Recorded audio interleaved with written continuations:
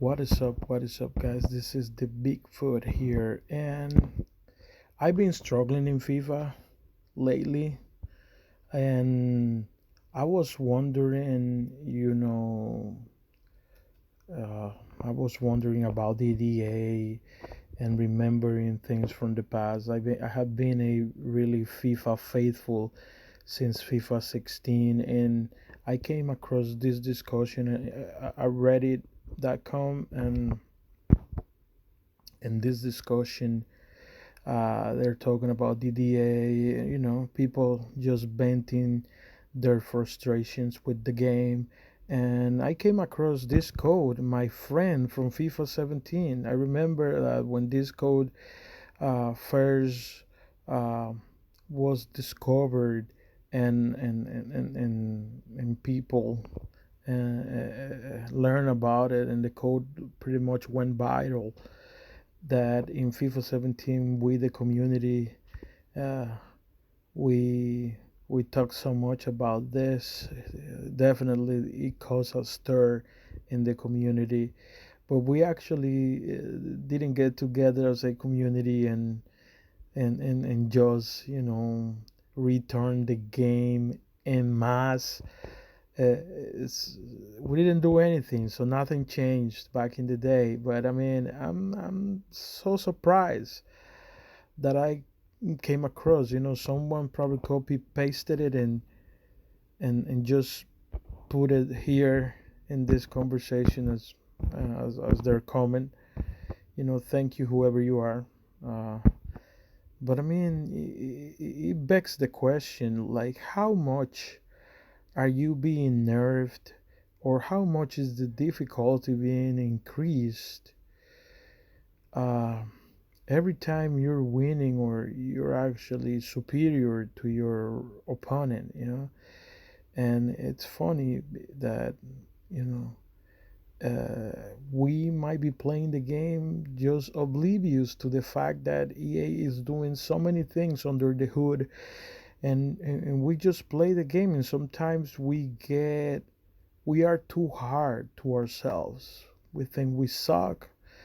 Don't get me wrong. There are levels to play. There are levels of playing FIFA, and there are people who are really good at the game, and that deserve the results they get, especially pro players. But in video games, do you actually need to be a pro player to get decent uh, results in the game? I mean, to be a pretty hardcore competitive player, do you actually need to spend like half your life in front of a TV, in front of the video game, playing, countless hours? Is that worth it?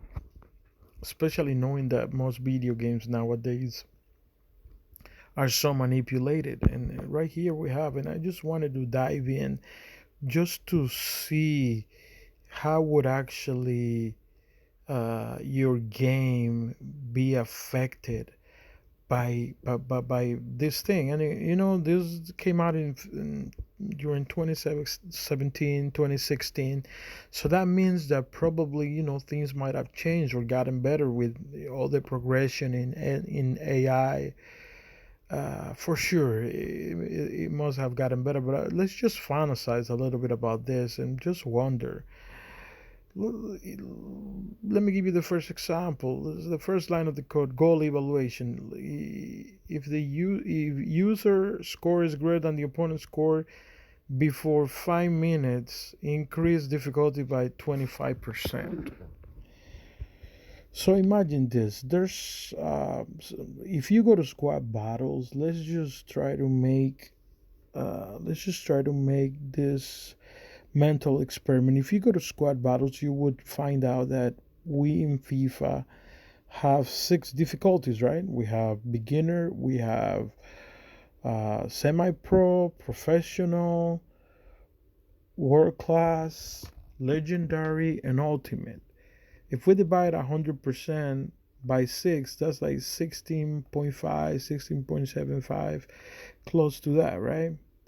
For sure that if you add up, if you add up, two of the difficulties, you're gonna get to 33%.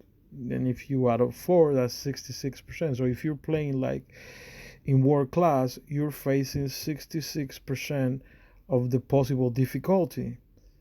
And then if you play in legendary, that's around 80%, 80 some percent, 84% of the difficulty. And then in ultimate, you get the full blow of the difficulty, right? So imagine if they raised, if you're winning in the first 5 minutes and they raise the difficulty by 25%, that means that uh, around like one and a half difficulties, you know, get on top of you of the difficulty that you got the game in. And I have some theories about that. I think not only is your difficulty affected by if you're winning on a specific match, I think it gets also affected if you're doing well in the game, like getting good results in rivals, getting good results in foot champs. I think whenever you enter a game and you're like in a winning streak, you enter a game in a difficulty already, different to whatever your opponent may be facing, because he might be on a losing streak, he might be on a winning streak. So let's say the guy's like in a 20 game winning streak, he might jump in the game and be playing in ultimate difficulty, and then you might jump in the game and you might be playing in world class difficulty.